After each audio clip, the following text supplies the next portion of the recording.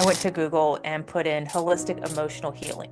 And this modality called the emotion code popped up. It's a modality of using muscle testing to find trapped emotions within your body and then releasing them. They use a magnet over your governing meridian, which is changing your magnetic field, but you're using it with your intention to release these trapped emotions.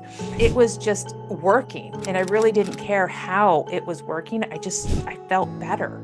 I stopped journaling when I was about 13 years old, and my mom had opened up a letter that I sent to my sister and then called me home from school because of what I had written in the letter. So I was ashamed of writing my thoughts down.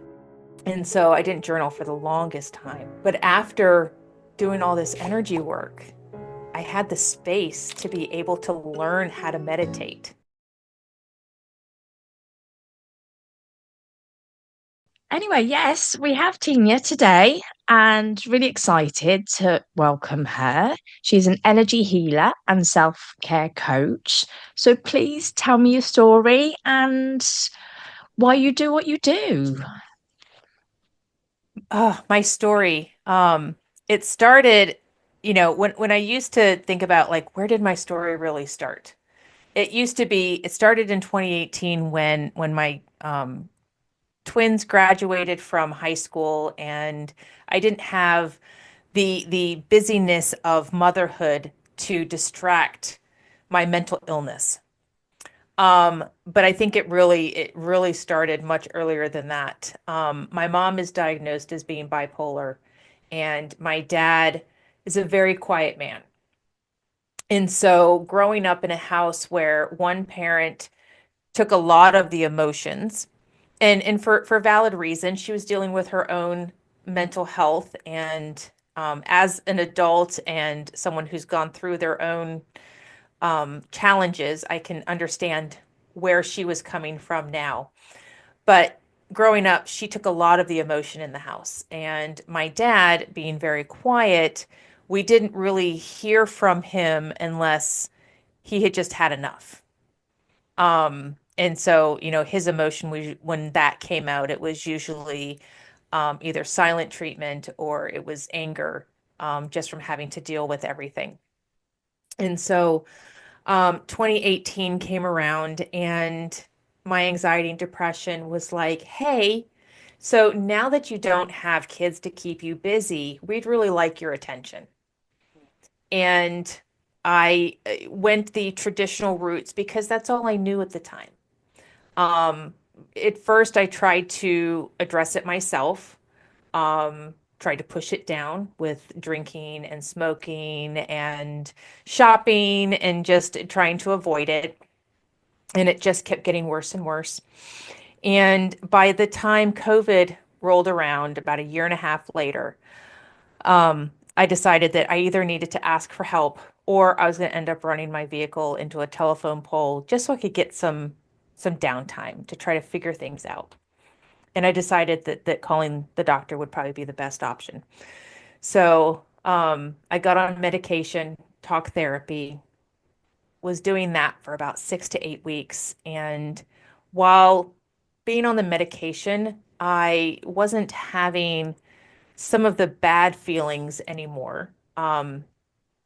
I also wasn't having good feelings. I still wasn't laughing. I still wasn't having fun. I still wasn't happy. Um, and I still had crying spells. They just weren't as often as they had been before. And so I talked to the doctor and they're like, "Oh, why don't we up your medication and see if that helps?" And I'm just like, I'm not going through this again. I've been down this roller coaster before, where medication isn't working, so they up it, and then you're having too many symptoms of something else, and so then they have to bring it back down. And I'm like, at this point, why do they not have a test that can test to see what medication is best for your physiology? With all the advances that we have, why don't we have that? Yeah. You know? And the talk therapy, I think for me, it started out the same as every other one. It was um, very by the book. First 15 minutes of the talk session was, how are you doing? How was your week? Is there anything that you need to talk about specifically? And then it was a half hour of, um, you know, childhood trauma, parental trauma, all this other stuff. Um, I was diagnosed with CPTSD. She gave me an app to use for CBT, which I was just not in the headspace to learn an app. Yeah. I just wasn't there. Doesn't mean that it doesn't work, doesn't mean that she's not a good therapist. I just don't think that she was what I needed at the time. I needed someone to kind of hold my hand in that respect. And with the time period we were in with COVID and insurance, it just was not possible to have that hand holding, which was so funny because my next step was to go to Google and ask for or out in the cosmos, the universe, like what can I do to get rid of this? Like I don't want to suffer with it anymore. What Yeah. can I do to get rid of this? And um, I went to Google and put in holistic emotional healing. And this modality called the emotion code popped up. And it's a modality of using muscle testing or kinesiology to find trapped emotions within your body and then releasing them. And I was a little, I was, uh, I'm not sure what the right word is. I decided that I was going to go ahead and drink the Kool-Aid and try it because you use a magnet over your governing meridian, which is, you're changing your magnetic field. You're using something to change your magnetic field, but you're using it with your intention to release these trapped emotions. And and it made me giggle a little bit that we were using a refrigerator magnet to heal. I was like, can Yeah. it really be that simple? So I got a couple sessions with another practitioner to try it out. And with each session, I felt better and better. Now I would, feel better for a few days and then I would start to feel the heaviness come back. And then after another session, I would feel better and then I'd feel the heaviness come back. And what I learned was that we were releasing different layers. And when we cleared up those layers, it left space in my energy field to allow more things to come up that needed to be addressed, that needed to be cleared. Um, and so that's when I decided that I was just going to go ahead and get certified in it because at the time it was honestly cheaper to get certified and learn how to do it myself than it was to continue paying somebody else to do it because it wasn't covered by insurance. And so it was all out of pocket. Yeah.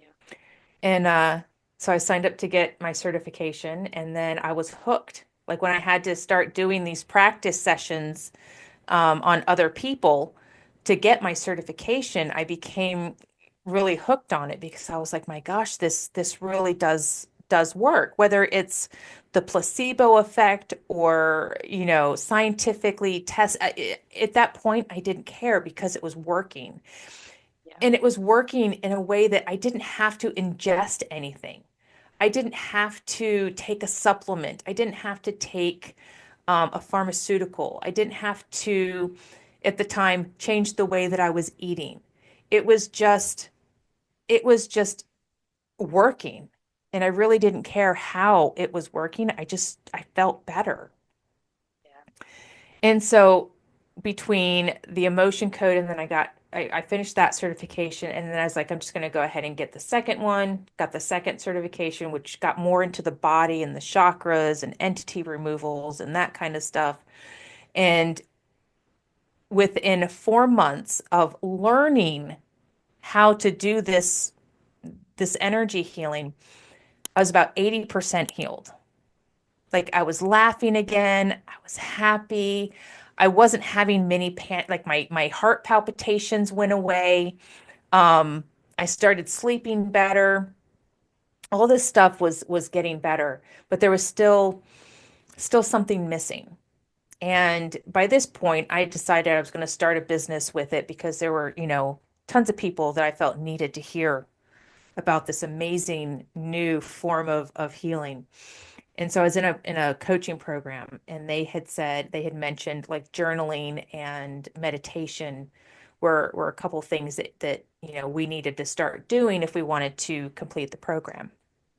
And I had tried meditation and journaling before, and the meditation didn't work because I had monkey mind. Like it would not shut off. Yeah. And I stopped journaling when I was about 13 years old, and my mom had opened up a letter that I sent to my sister and then called me home from school because of what I had written in the letter. So I was ashamed of writing my thoughts down. And so I didn't journal for the longest time. But after doing all this energy work, I had the space to be able to learn how to meditate. I could actually sit in meditation for 2 minutes a day, which I couldn't do before. And I know 2 minutes doesn't sound like a lot, but it is when Long you're time. sitting in silence, right? Yeah. And in the journaling, I knew that I was in a safe space, and and if I wanted to journal and leave my journal laying around the house, I knew my husband and my kids would not read it because they understood privacy. They understood that respect. Yeah. And It's so I important. started adding in more self-care and started researching what self-care was, and found that forgiveness was a big part of self-care, and that setting boundaries was a big part of self-care. And so within 6 months of starting with this emotion code, I was 100% healed from my anxiety and depression. I no longer had the symptoms of of that heaviness that was holding me back. I still have moments of worry and sadness because that's a part of being human. But now I can process them. Now I can manage them. Whereas before, I didn't know how. It's amazing. And it makes so much sense to me because that's what we are, aren't we? We are big balls of energy. And Yeah. we I talk a lot on the podcast with different people about trauma and it's stored in the body and about releasing it. And again, that's energy. Hmm. So it that makes so much sense. Yeah. And I And and I see these energies as like the little burrs that you get on your socks when you walk through a field. And they stick to your socks, and sometimes you get them all, and sometimes you've gone a couple of hours and then you feel one scrape your ankle that was on the inside of your sock.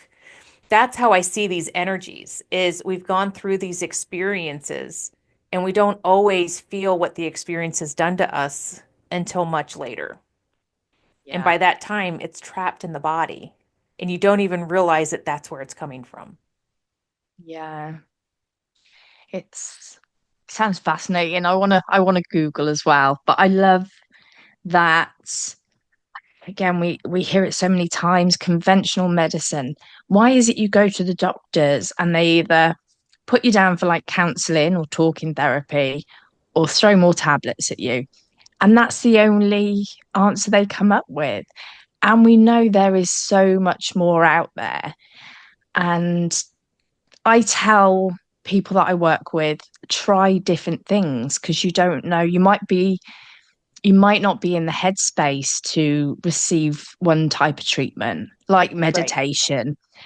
Sometimes when there's so much going on, there's nothing worse than having to try and force yourself to sit there for two Yep. minutes Yeah. when all this is going on. So that's not going to work for you. So instead of just giving up, try something new because you just don't know what might help you at Right. that time. Exactly. That's why I share with my clients, I did like 12 different things that helped me, but it wasn't all at this, I mean, it wasn't all at the same time. I Mm, may have tried meditation and journaling first, But what really got me over the hump was maybe the forgiveness factor. A lot of people have a really hard time with forgiveness because they think that it absolves the perpetrator of whatever it is that they've done. Mm. But with my clients, I start with they need to forgive themselves for holding on to all of this energy, to putting themselves down, to calling themselves broken, to saying that they're not enough. I start with self-forgiveness before telling them that, maybe it's time that you forgive your parents for the way that you were raised because they only raised you with the knowledge they had. They didn't know what they didn't know. Would we have all wanted better parents, better parenting? Absolutely. Yeah. But you know what? My kids are going to raise their children hopefully better than I raised them because they're going to learn from what me and their dad did or what we didn't do. And if they raise their kids differently, perfect, wonderful. Because they're going to know things that we didn't know. That's so nice to hear from you as well, because some parents are afraid to say something like that, aren't they? Like they did something wrong. And no, you're right. They only know what they know. And when I look at my mother, she was in so much trauma. She didn't have the capacity to be Right. able to show me the love. I know she loved me, but she had so much hurt and so much going on for herself. She couldn't physically, and I understand that. I would have loved for her to be more of a mum, but I understand Yeah. why she couldn't be there. Right. So and I think she admitted a couple of times, she would say to me, that I drank because of her. And no, it was my own choice. It's me that put that in my body. You might not have helped, but Right. ultimately it was me, you Right. know. So yeah, I'd like to think that I could pass what I learned from my mum onto my children, but it's all learning for Mhm. ourselves and for our children, for all of us. Yeah, and we're continuing to learn. I've never been the mother of a 28-year-old before. I've never been the mother of a 29-year-old, right? So I'm learning as my daughter's 28 to become the parent of a 29-year-old. My mom has never been the parent of a 48-year-old. Yeah, She's still learning. And I give her that compassion. While we don't have a close relationship, it's very superficial, but that's because it's safe. Keeping it yeah. superficial is what is safe right now. But there's still a relationship there and there's still understanding there, Mm. right? And hopefully going forward, our kids have that same thing with us. But we're always going to be either our parents' child or we're going to be our children's parent. Yeah. So, you have to play those roles respectively. Yeah, and thinking of it another way, on ourselves, I mean, I remember when I reached 40, and for some reason, I don't know where it came from, I've never felt so miserable in my life. I was sober, I had my own home, I had a great job. All of a sudden, it was like this dark cloud came over me, and I've never been like that with age.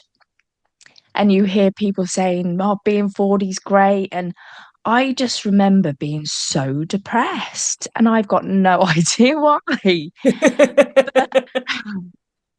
But we've never been like 40 before, and we grow and we develop Yeah. personally, like personal development, and with different jobs and everything that's going on around us. So giving Right. ourselves that slack as well Absolutely. for different responsibilities and learning. I'm Yeah. over it now. I'm 44 this year and I'm over it now. Well, some of that ageism comes from the beliefs that are passed down, right? I mean, if you look back, I mean, a lot of it probably comes from TV, from media, magazines, I mean, we both grew up with 17 magazine, Yeah. right? The 14-year-old supermodel who was on the cover in her skimpy bathing suit. And I don't know about you, I didn't look like that when I was 14.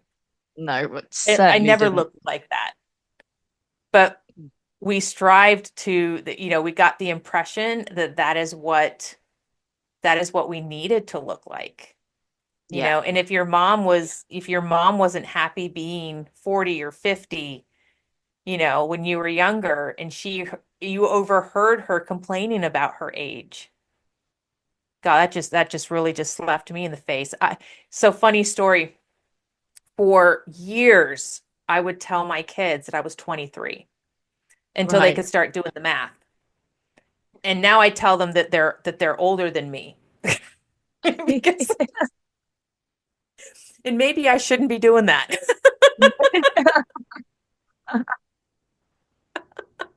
I love that. Maybe I shouldn't be telling them that they're older than me. But this goes back to that those energies, right? Our beliefs, what we believe is just an energy. It's an energy that we've taken on from those around us who have kind of convinced us that this is what we need to believe. Yeah. And so it's like, do we really know ourselves, or are we just are we just a representation of everything else around us, which Yeah. we are, right? Our reality, we create our own reality. What's within us is without of us is without. So our outer world is a reflection of what's going on inside. Yeah, absolutely. And that makes me think of you saying about the magazines and everything as well. There was a lot of pressure. There's pressure now because you've got the social media and everything. There's so much more. But I think it's more acceptable, and not acceptable, that's completely the wrong word, but there's a lot more knowledge out there that things are airbrushed and it's not a reality. Right. It's more about Right. being healthy than looking a certain way. But I don't watch the news. I very rarely watch the news unless there's Me neither. something particularly big happening.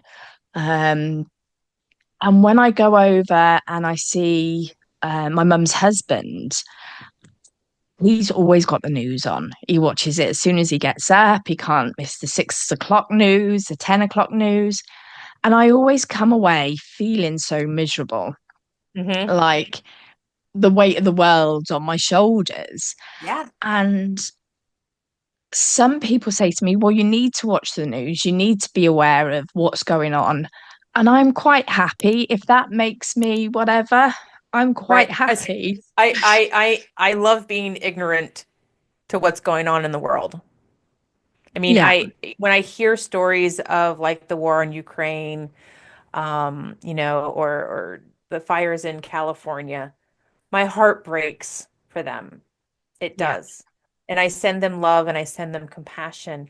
But what is going to, how is it going to help them for me to sit on my couch for half an hour and watch what's going on? If I need to know about something, somebody will tell me. Either it'll come across, my social media, I'll get an email, somebody will mention it in a conversation. If I need to know about it, somebody will tell me. yeah, I don't absolutely. want to go out looking for it.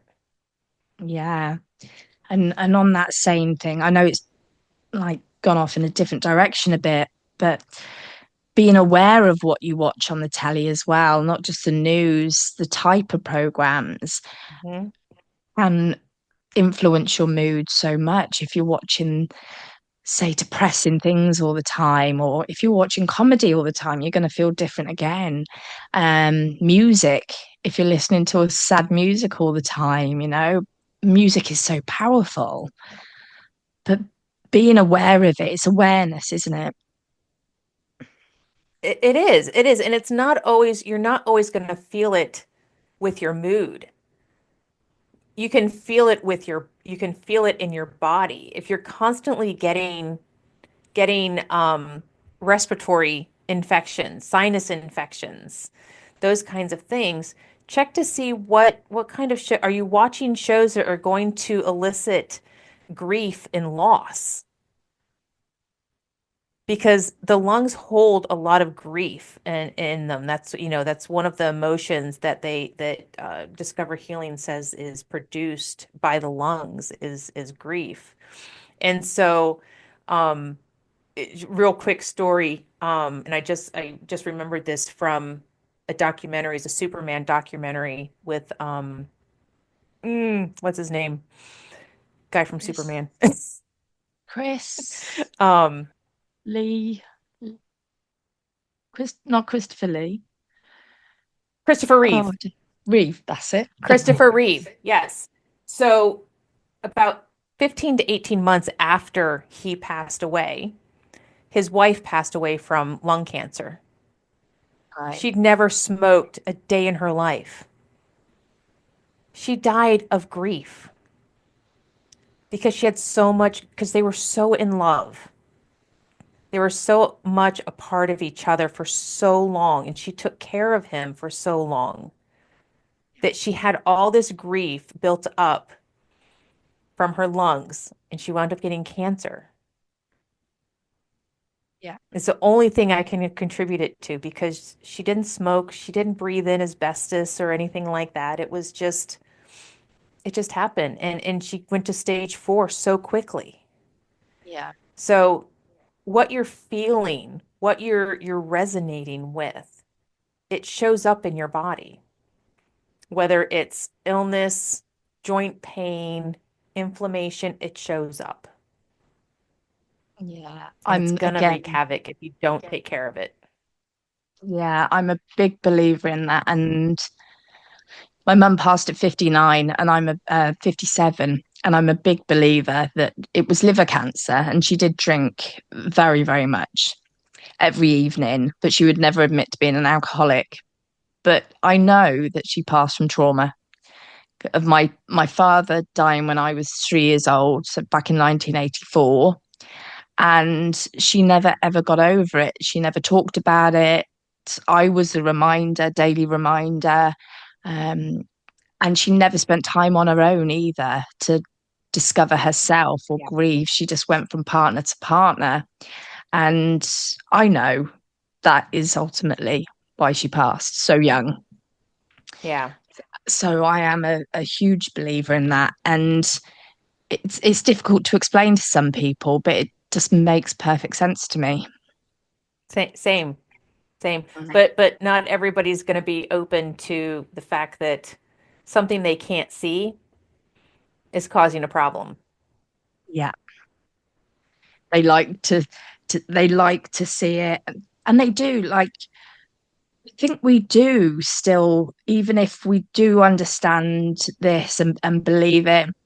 Sometimes we still just want that pill or something to make everything better. Hmm. And the pharmaceutical companies do so well at just this tablet will do all this for you, but it won't tell you what it suppresses. It won't tell you the Right. side effects. Right. It won't. Even antidepressants can make you more depressed, Hmm. Yeah. It's, Yeah, I love hearing the side effects of pharmaceuticals, because they're always 10 times worse than what you're taking the pill for, yeah, absolutely. which is why I advocate for self-care so much. And I think that there are definitely some things that you have to take in order to get over humps, to figure out what your next step is. I'm not, we're not discounting pharmaceuticals completely. We're just saying they're not long term. I Yeah. don't think I don't think anything aside from whole food should be ingested long term because it's Mm. going to have an effect on your body eventually. Yeah, and I feel the same about counseling. I'm a big believer in counseling. It has its place in the world, very beneficial. But if you stay in counseling, you're staying in that trauma and there's no moving forward. Right. And it can become that safe place where you are miserable, but you feel safe because it's Yeah. what you know, instead of exploring and going outside that bubble. And like you found by Googling, and I think it was obviously calling you that day and was meant to be. Um, just by taking that leap of faith and trying something new, it's Hmm. just changed your whole world. Yeah. I was like, I wasn't quite sure if I I had dabbled in the secret prior to that. So I had some knowledge of like mindset work and shifting things. So I'm sure that that was like my opening. That's what started to open my mind to different things. But at this point in my life, I'm like, if you have tried everything, everything under the sun that is offered to you, that and I always say that does not include ingesting anything. Yeah. When it comes to your mental health, and you have to give things like 3 to 6 months before you really discount it. Yeah. And I know that this last time I only did counseling for like 2 months, but I had done counseling previously for off and on for many years. But you should try things for at least 3 to 6 months before you say it's not working. Because just like anything else, energy healing is not always an overnight sensation. Yeah. It sometimes it takes weeks to dig through those layers because you bring stuff over from past lives. You have stuff that you inherited from your parents. You have stuff that you've created that you're absorbing that you might share. There's so many different avenues in which energy is attached to you. Yeah. And so you have to find the right pathway. And like I said, it's not just a one and done. Sometimes it takes 6 or 12 sessions to get to the root of the problem. Yeah, I'm laughing because I'm thinking it would probably take a month for me just to get through the layers of the energy from my husband. So it's just that's what I'm thinking. That's why it's a good idea to shield your energy and learn to protect your energy so you don't have to do that. Yes. Do you know how much more you've cost me, David?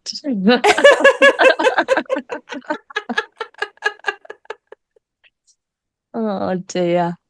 No, I think that is, I probably have heard of it and not realized, but it's absolutely fascinating me. And thank you so much for sharing that because how would people go about it with you? They can go to my website, designyourexistence.com, and they can find me on all social medias at Design Your Existence because Amazing. we are the designers of our own lives, of our own existence. When we forget that, don't we?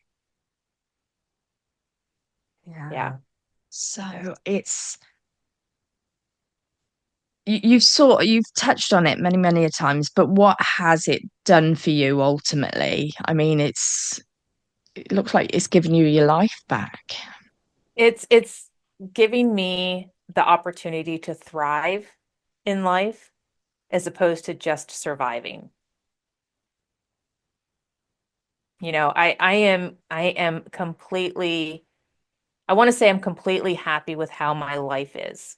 I mean, my ego still gets in the way sometimes, like, oh, I wish I had this or I wish I had that. But when it comes to the foundation of my life, I am so happy with where it's at. I'm happy with what I have.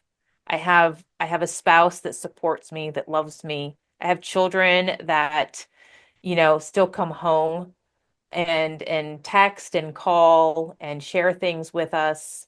I have a business that I absolutely love. I have friends and a community that is supportive and again, loving. Like all this love that um, I began my journey with feeling like I didn't have. I can now see that I had it all along. I was just looking through different filters and I needed to take those filters off, which was the energies, to see what I really did have. Mm, that is great because every guest that I speak to, I think the main thing that I'm finding with everyone is that they are finding their purpose in life and they've found it and they're giving it forwards, which is just so beautiful to see. And by healing themselves, working on themselves, and then also giving it forward, it's just transforming their lives. And life gets in the way, and it always will. And Mhm. we'll have those days and might have those little wobbles, but we can deal with them and we can see the bigger Right. picture. Yeah, it's looking for that silver lining and it's learning to respond to life as opposed to just reacting to it. Absolutely wonderful. Thank you so much. Remind me again where we can find you. Designyourexistence.com. Fantastic. I'm going to be Googling that. I am going to be Googling because I'm very interested and it just makes perfect sense. And anything that makes sense to me, I want to know more about. Right. Well, thank you very much. I'm glad I've sparked some interest. Definitely. And yeah, I will get the podcast out to everyone. It'll probably be mid-February. Okay. Where are we now? 16th of January. Yeah, it'll probably be mid-February-ish. Okay. But that's fascinating. Thank you. Yeah, if you'd like a complimentary session, I'm happy to send you a link to try it out. Oh, that'd be amazing. Yes, Yeah, please. It just absolutely. makes perfect sense. And I loved it when you said fridge magnet. That's great. Yeah, I You don't know, I don't even have to use that stuff anymore. It's all with intention and my practice is so beyond just the emotion code anymore. It was a wonderful starting point. yeah. And there's even a book. It's called The Emotion Code, and there's a book called The Body Code. So they're wonderful starting points. But in the last 4 years, my tools have grown from one emotion code chart, which is I think 60 emotions, to over 100 different charts, going from beliefs to emotions to entities to loops, all kinds of things. Like it's Wow. amazing what our subconscious can call these energies to try to find them. It's funny, before I started working on myself, I had two emotions. I was happy or pissed off, and that was the Hmm. only two that I understood. Yeah. I was one or the other. And that's the one thing that I really struggled with was trying to learn what my emotions were. And that took a long, long time. I'm still not excellent at it. I've got more Yeah. than two now. You know. Can I recommend constructive wallowing? All right, okay. How Got to you. beat bad feelings by letting yourself have them. I like that. It's I'm actually going to have her on the author on my podcast in April. Oh Um wow. because I love she's got this one and then she's got the one that I'm reading now, which is reconnecting with your estranged adult child. Oh And I wow. and I started reading it because I wanted to understand why there's a pattern of sibling estrangement and parent-child estrangement in my family. Yeah. Luckily, it's not my kids, but like my parents have four kids, two of which don't talk to them. Yeah. My mom also doesn't talk to a few of her siblings. I don't have good relationships with my siblings. And so it was a way to understand like where are both parties coming from Mm, when it comes to estrangement. But it's such a good book on learning how to have a relationship with your adult child with yeah. the understanding that when they leave the nest, they are living their own lives. And it's not that they're pushing you away or shutting you out. It's just they're trying to navigate through life and try to figure out who they are and all that stuff. And when we as parents come at them with why aren't you calling? Why don't you text? Why don't you come home? It starts to drive that wedge and that resentment from the child. Yeah, and I don't think parents get enough credit for when the children do fly the nest, because as you said, that was like a big realization point that you had to start looking at yourself then. And Yeah. we're terrible for, I mean, if I'm not busy, I go out of my mind. I always have to be Hmm. doing something. So I really couldn't imagine that situation. It would be hell. It would be absolutely hell. I think if I didn't have my cats here, Right. not that it takes anything particularly stressful out of my day by feeding them or, playing with them, but it would be that one other thing that I would have to fill the void of, Right. Right. if that makes sense. Yeah, absolutely. Absolutely. Yeah. But Yeah. but we know we have kids, we know they're going to leave eventually. Yeah. It's just some of us don't prepare ourselves for that. And we think that they're going to be at home forever. Some kids are at home forever, and that's okay.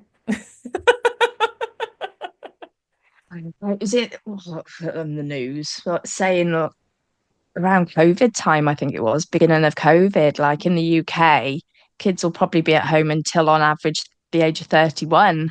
And it's like, that's a scary thought. My son is 25 and him and his girlfriend are looking at apartments this week Wow. um to move out. The girls have already moved out, but um I have friends who have kids who, are 25, 26 and they're still staying at home. I mean, Mad, it's isn't it? just it's hard for them to move out on their own. My son cannot move out on his own. Yeah. I Get signed my you, mortgage on my 18th birthday. I was gone. It was my birthday present. wow. Same house, so it's almost paid off? Yeah, well, it's quite strange, really. It was up the road. The house that I live in now, when my mum was in hospital, because we literally found out she went into hospital 2 weeks later, she was gone. But we were coming to pick up my nan to take her to the hospital. And I saw that this house was on the market, which is a house me and my mum moved into when I was 15, 16. Okay. So it was like a sign, and my nan said, I'm going to help you get that house. So Nan helped us get it, and bless her, Nan passed away in May. So with my inheritance from Nan, I'm lucky enough to be able to pay the house off and put all my energy into the business, which is That's fantastic. awesome. Yeah, Yeah, I've that's awesome. been given such a great opportunity. And where I've been doing this, working all day and coming home and doing this, now I can just put all my energy into it. So I'm very, very lucky. But I've never Yeah. been so tired in my life. Yeah. Having a business is definitely exhausting. My husband had made it so that I could quit my job in end of 2021. So 3 years ago. I've been doing this for 3 years now, full time. Um, but he did it so that he would cover all of the expenses and I could just focus on my business. Yeah. And anything that I brought in from the business, any income is just extra. It goes a little bit towards groceries or vacations or whatever, but Yeah, it's nothing that I don't have to make sure I bring in a specific amount every month to cover bills, which is a blessing because we can enjoy our business that way. We absolutely. don't have Yeah, to be without that salesy stress. and yeah, without that stress. Yeah. So, yeah. Yeah. So I'm glad you get to do that. Yeah, no, thank you. It's a blessing for me, and I just love to help other people. And that is why I started the podcast because I had the time and it's helping so many people and I get to meet wonderful people like you. So I am really, Yeah. really blessed. Yeah. Well, do you have your own transformational story? You have your own story? Yeah. Yeah. Well, I'll send you a link to my podcast as well. Mine is Oh, just amazing. hearing people's transformational stories, how they came out of it, and what they're doing now. So I'd love to have you on. I think I'm booking out into April now, but love to have you on Yeah. if you're interested. Oh, that'd be amazing. Thank you. Yeah, Perfect. enjoying, and the lovely thing about being on other people's podcasts is you don't have to edit it or any of that Right. stuff. Yep. Yep. And you get to talk about yourself, which is the best. Yes. All right, dear. Enjoy the rest of your evening, whatever's left of it. Yes, will do. Thank you. And you have a lovely day, and I will speak to you again soon. Yes, absolutely. Bye-bye. Thanks for sharing your stories. Bye. Bye-bye.